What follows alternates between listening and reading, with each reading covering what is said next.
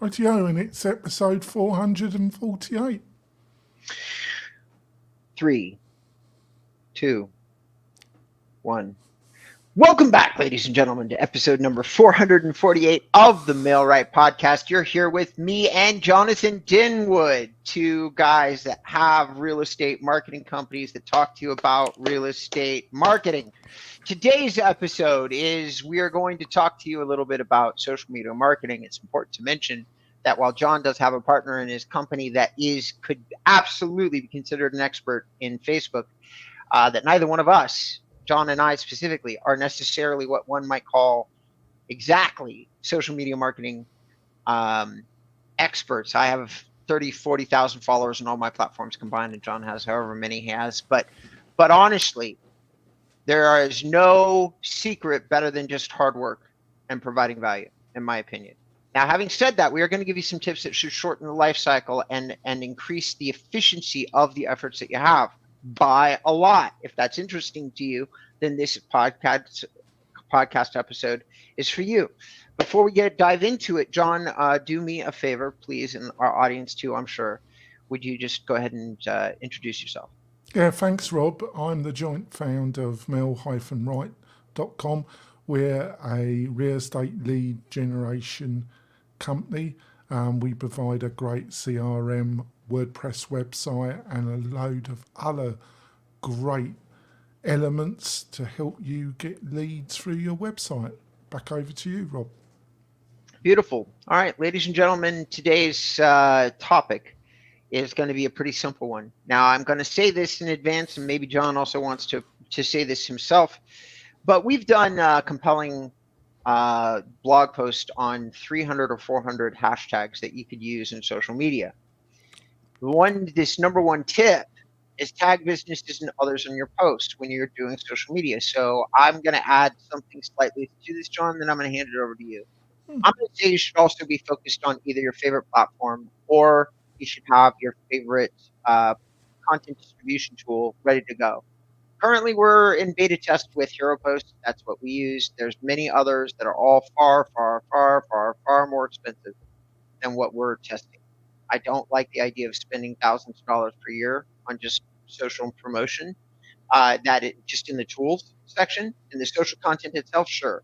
But in the tools, not necessarily. But John's number one piece of advice here that he put in the show notes is tag businesses and others in your post. I couldn't agree with that more. I'm going to add to that one small thing, John. If you're interested in others, influencers, then the best tool that you could possibly look at is SparkToro. I'm going to promote Rand Fishkin. You're welcome, buddy. And I'm going to hand it over to you. Yeah, I just think in a local community where you're going to be utilising social media, tagging, commenting on other people's posts and also tagging other people that has some linkage in what you're talking about. They're just going to find what you're talking about a lot quicker. It's going to come up on their radar a lot quicker. And then they're normally going to tag. They're also going to spread it. So depending on what you say, well, good or bad, they're still probably going to share it or say something about it or somebody else's. So, yeah, tagging is important, isn't it, Rob? Yep. All right. Now, this next subject we've talked about many times. All right. Use videos. So an idea in this space is getting easier and easier to find various tools, which please go back to our catalog. This is an expert, like a thing that we as a partners have gotten very good at. But honestly, John powers the idea of using tools in your businesses. He talks about it incessantly in all of our podcasts. He has dyslexia. I hope you don't mind that I point that out again. He is literally using some of these tools to shorten and make more efficient a process that at times is very complicated for him. Listen, videos is the same thing. I'm actually not here, Rob. This is actually an AI version of me, Rob. Oh, thank God. About time. Yeah. Just kidding. I'm just joking. I totally understand that feeling, Rob. I totally compassion. I have compassion for that statement completely, actually, Rob.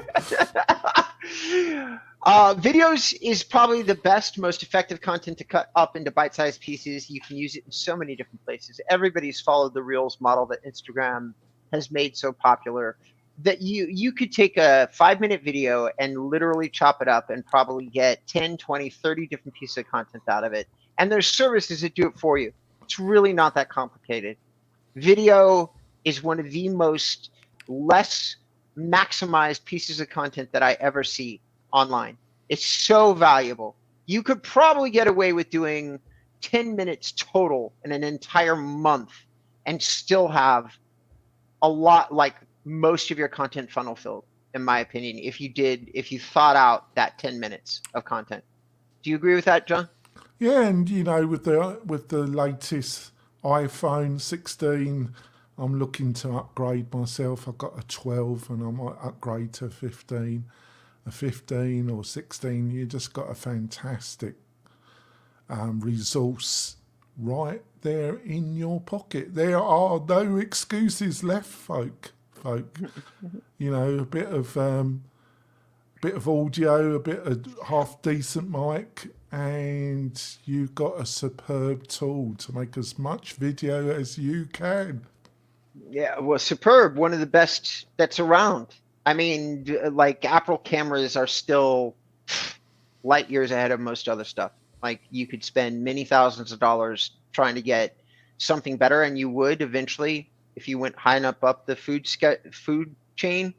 But honestly, you're already killing like a mouse with a bazooka when you use an Apple phone to record video for your business, in my opinion. All right. Do you have anything else to add about using videos? No, it's never been easier. It's just getting over that mental hurdles. You know, what you said. You know, we've talked about this extensively, and there's a look at the previous videos,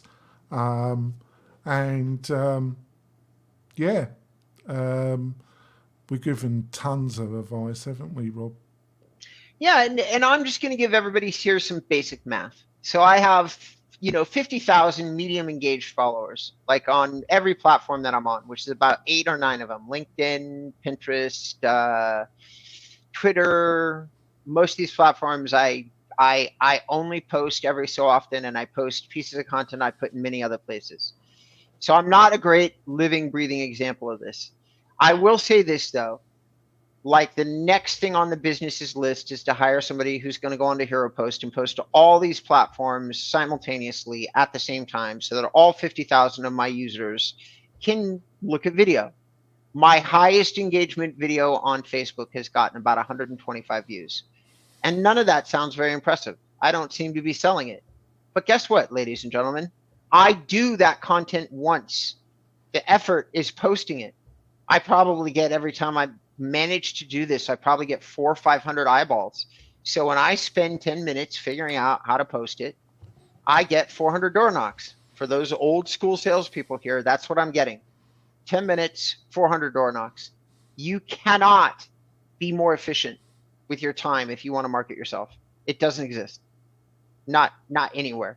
You can't get that much bang for that low of a time investment for that many humans, and video is the way to do it. All right. Engage with locally based influence. Tell me how you go about that, John. How would you do this? Well, comment on their posts, engage in conversations with the local, do some research, find out who are the shakers and movers in your community, and who posts a lot on the platforms that you like the most, and comment, engage, share. Do it with purpose, though. Do it with some plan. And normally, not always, if you're posting stuff that has value, some interest to your target audience, and we've discussed this endlessly as well, you've got to identify your audience and post value stuff. Don't talk about you. You got to talk about the things that your target audience would find useful. And if you do those two things, they're probably going to share it, and it's them sharing your content that will be the trigger of this getting some results from this. Yeah. I agree with everything John said. You know, the best way I find to create relationships with like anybody online, the best way, bar none. You know, instead of like constantly saying, read my thing, don't do that. Go onto their profile and read their thing, and then leave them a comment about their video or leave them a comment about something that they're doing. There's no more effective way to capture somebody's attention than leaving a thoughtful comment that proves that you really did pay a lot of attention to what they did.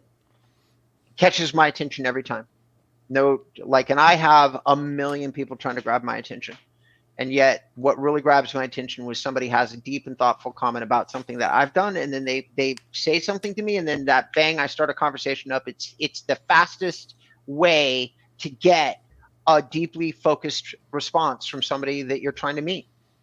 It's just pay attention to what they're doing and then comment on it. All right.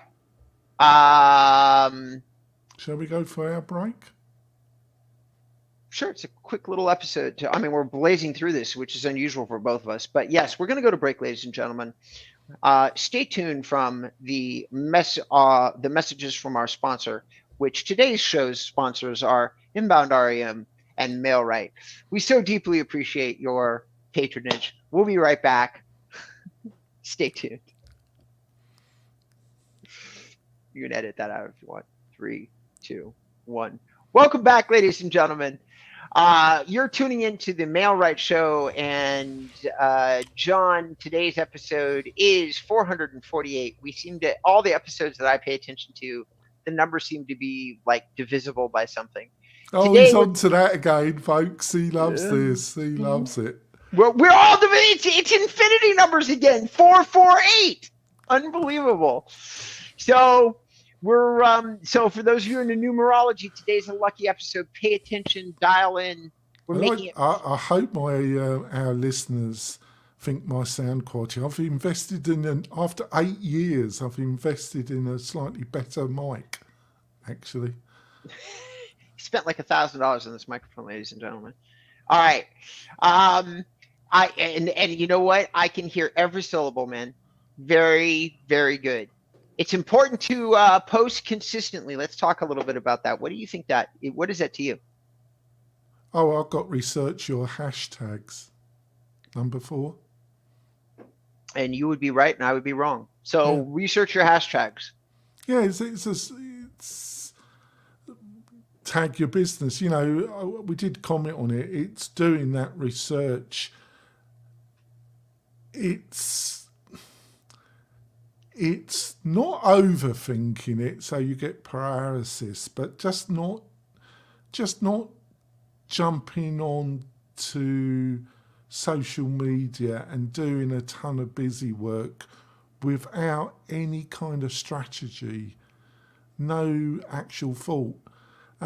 There's a few people, I'm sure Robert can give you some resources online that you can follow and get some ideas around what your strategy should be, or go to Robert's website because they've posted some content about this on Robert's website, and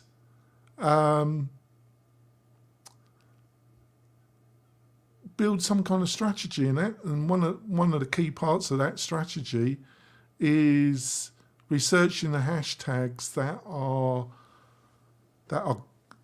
popular, that are getting some traffic, in the local environment that you're trying to obtain some leads in, and just having some kind of strategy about who you're trying to attract, trying to engage. Otherwise, you're just going to do a load of busy work and it's not really going to really achieve much. Hashtags is very important. It's like the keywords for social media platforms. And so when you're interested in having the same piece of information get out to a larger number of people, hashtags is the way you would do that. So yeah, I focused a lot of content on it because it's a strong subject for deeper impact for what you're already doing. And that is always an interesting topic to have with people is how do I get more impact for the same effort? Hashtags accomplish that for you. You can get 3-4 times more like market penetration using the right hashtags. And so it becomes this very relevant topic, which is why I've one of the more fascinating things to me about social media marketing is the proper application of hashtags. It's the closest thing that you get to some of the same benefit off like organic marketing, because you can find that certain pieces of social content that you use these very less obscure hashtags, which you can figure out using analytics tools like roughly how many searches hashtags get. You would then say, I want to use a mix of very popular. And the problem with popular is that the way hashtags work is the feed is filled only in the moment with the popular content. So when you focus targeted a really popular keyword, your hashtag may be visible maximum for 30 minutes, maximum, which means that's what makes social have to post so much. But you take a rather obscure hashtag, luxury homes in Daytona Beach would be really obscure for Facebook.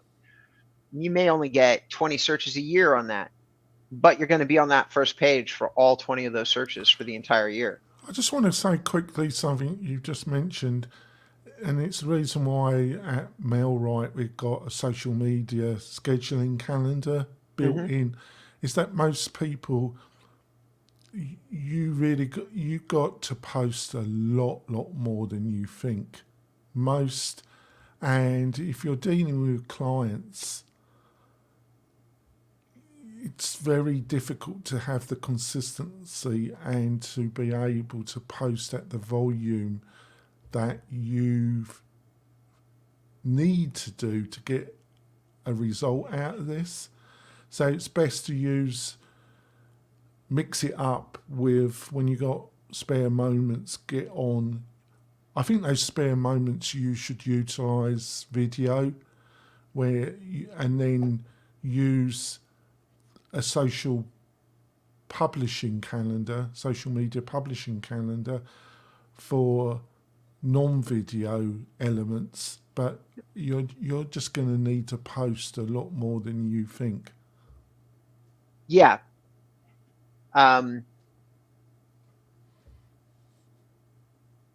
Okay, good tie-in.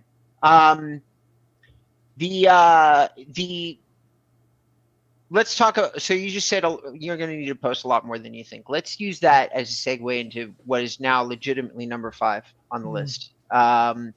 So it's important to post consistently, which I jumped to earlier. If you've been following along with the podcast, John gently reminded me that we'd skip number 4, which we just talked about. And then I ask you the question, what do you consider consistently? And you bump me back up to another number. So what is the answer to the question though for you? Well, I think just posting once a day or posting once a week, you're going to get absolutely zero response. I think you've got to book out a social media calendar. We do offer a service at MailRight. We can populate the calendar for you and put in about 50 to 100 posts a month for you. But then I'm not saying that you shouldn't add on top. What I'm saying is that you should be commenting the other time.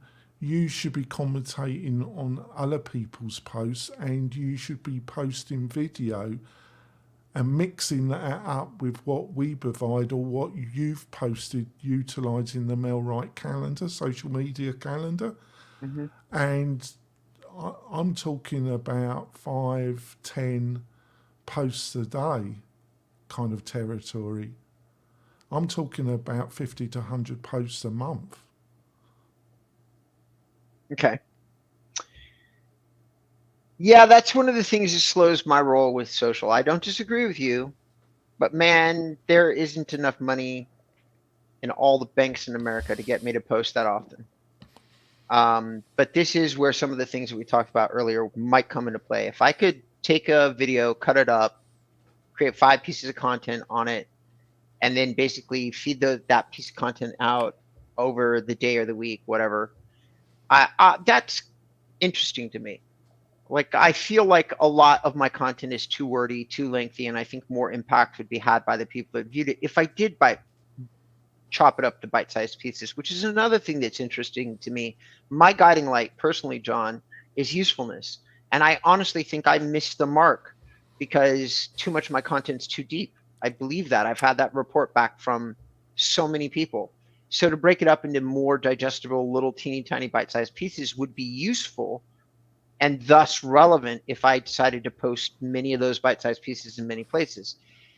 That I like. For those who are listening to the podcast, if you have anything, like if you feel the same way, I absolutely think that all of this becomes worth thinking about deeply. If you have something valuable to say and it can be said in 1 minute that would point to other deeper content that you have, wow, do I then agree with the concept of let's post 2 or 3 times a day, let's post more, let's make sure you get out in front of people socially.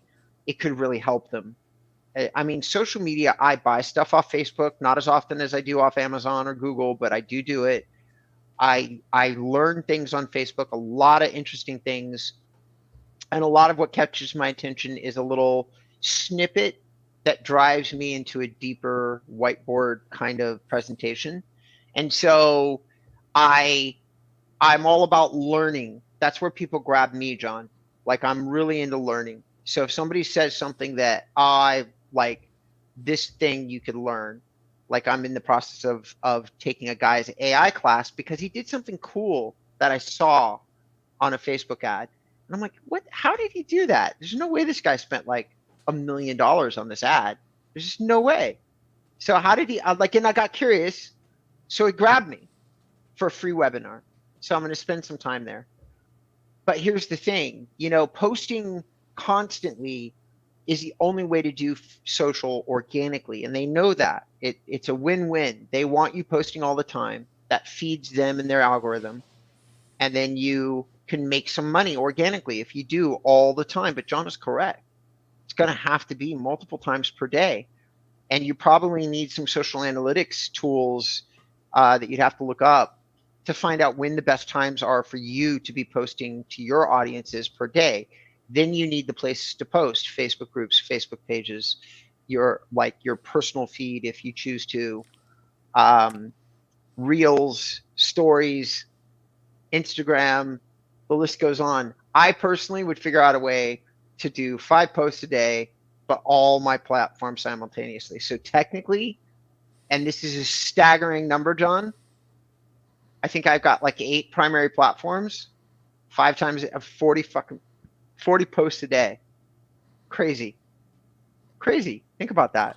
Yeah, but with our Canada system, there's ways that you can spend an hour and a half, and populate a whole month's worth of content, and then utilize the free time that you've got during the day to comment on other people's posts, or comment when they set it up so you are notified when somebody comments on a post that you've scheduled. That's really important, to comment on other, when people comment. And also you utilize that camera and do video and mix it up with some personal content that you're producing.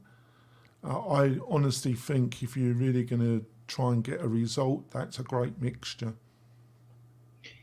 Yeah, I love that.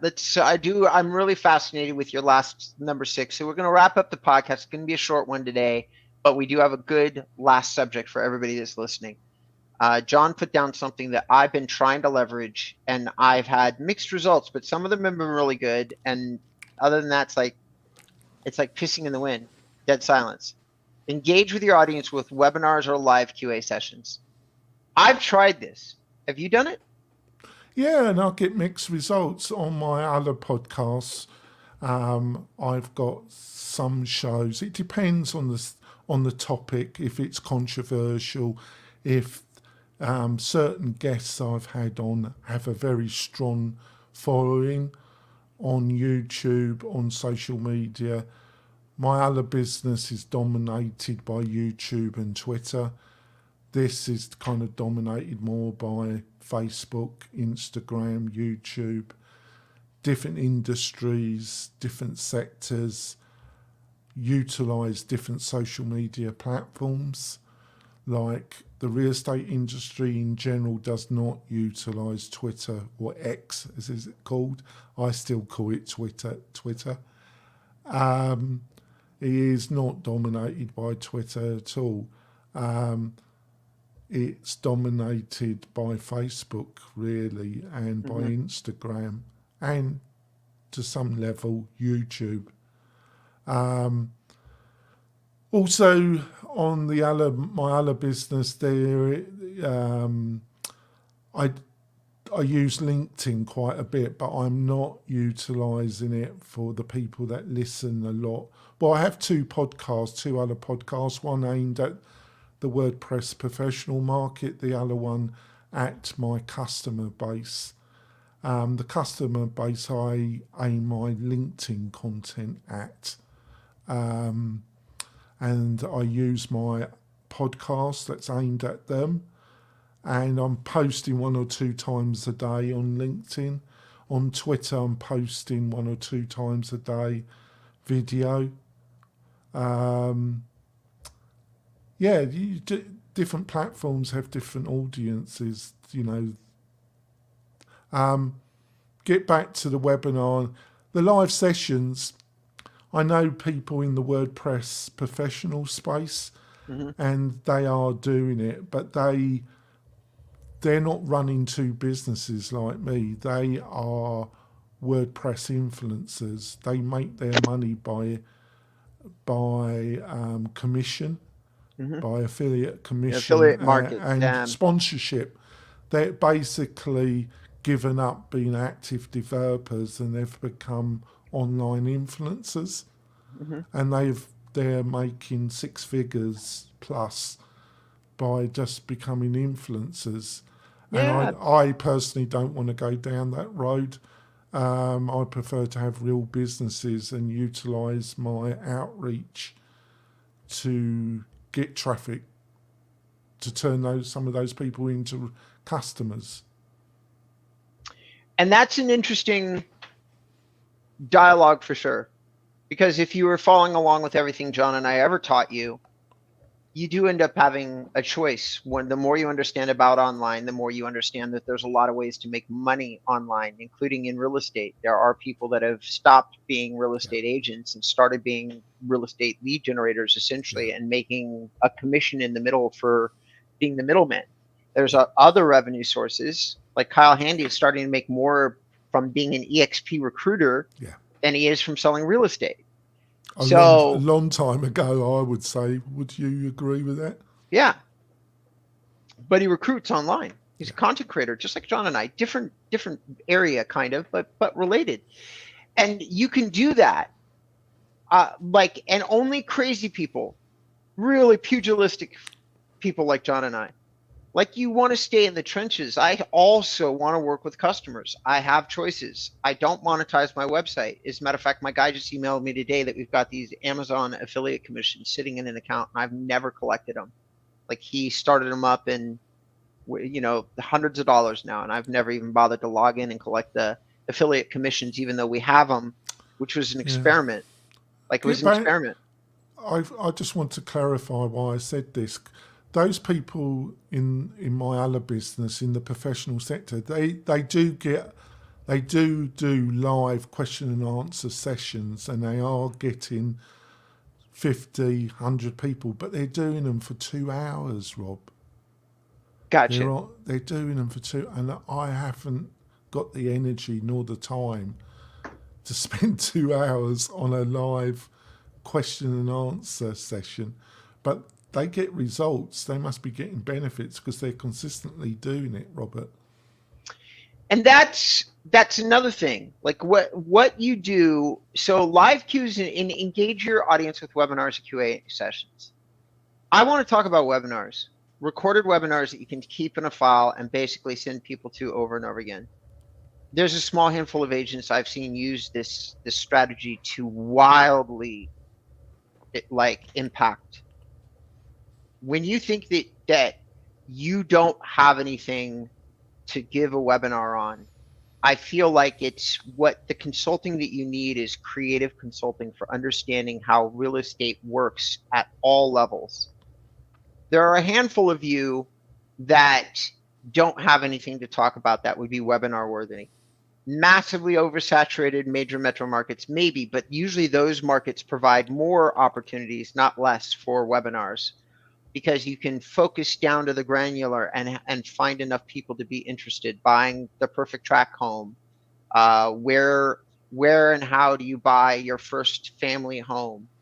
Like is it worth it getting into new developments, and when should you do that? Like, should you sign up a year in advance? Is there a reason for you to commit to a waiting list? Like, I can go on and on. There's always something to do a webinar on if you happen to make yourself an expert in that subject. And it's always interesting to a small audience, but by the time the audience reaches you, they're going to be exactly the people that you want to talk to.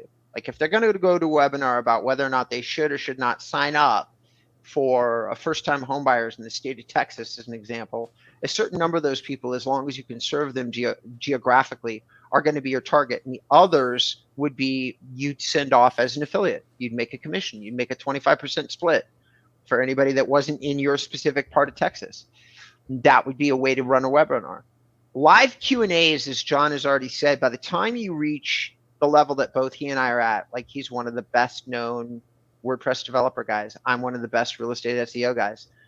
Man, who's got the time? And if I do have time to do a Q&A, I have to measure the value. Clients pay me $500 an hour. Is it worth more than that? Like, I have to kind of look at it in a business building sense. Like, is it worth it? I've done 7 live streams, John. One of the 7 was really awesome, and all the others were terrible. I hit a subject with somebody in real time. It was so good. We posted it to our channel and emailed it out to everybody. Did a little live stream with a friend of mine that's like a forms person for real estate, transaction coordinator, like for hire. Just been doing it for 20 years, comes from a real estate family, dear friend of mine. And we just kind of quickly put together a thought about the NAR transition stuff, and they almost went viral, John. We did a live Q&A thing, and nobody asked any questions in real time, but a lot of people posted on the video after it was filmed. So I guess timing, subject could be really relevant, but I think you do have to have a decent sized YouTube subscriber base or Facebook, whatever, to make this all work. I'm going to say 2, 3, 4, 5,000 people before you try that live Q&A stuff. I think that's it. That's all I've got to say on this subject right now. How about you, John? No, I think we've covered the basics. If you've got any questions, you can always leave it and come to the MailRight website, or you can go to Robert's website, he'll tell you the URL, and ask either one of us some questions. What if somebody wanted to email you, John? How would they do that? Just go Jonathan, JONATHAN at mail-right.com, and that goes straight to my inbox. Okay. And ladies and gentlemen, listen, if you want to ask me some questions, or like via email, you do robert@inboundrem.com. You can find calendars to set up calls with me at inboundrem/about or inboundrem/services. All right, inboundrem.com/services about. Ladies and gentlemen, thank you so much. Whether or not you decide to go to our websites and check us out, if you're listening to us, I know that John and I, we talk about this, we talk about it with you. We just want to say over and over and over and over and over and over and over again, we appreciate you. Thank you for giving us a little bit of your time and attention. We do not take it for granted.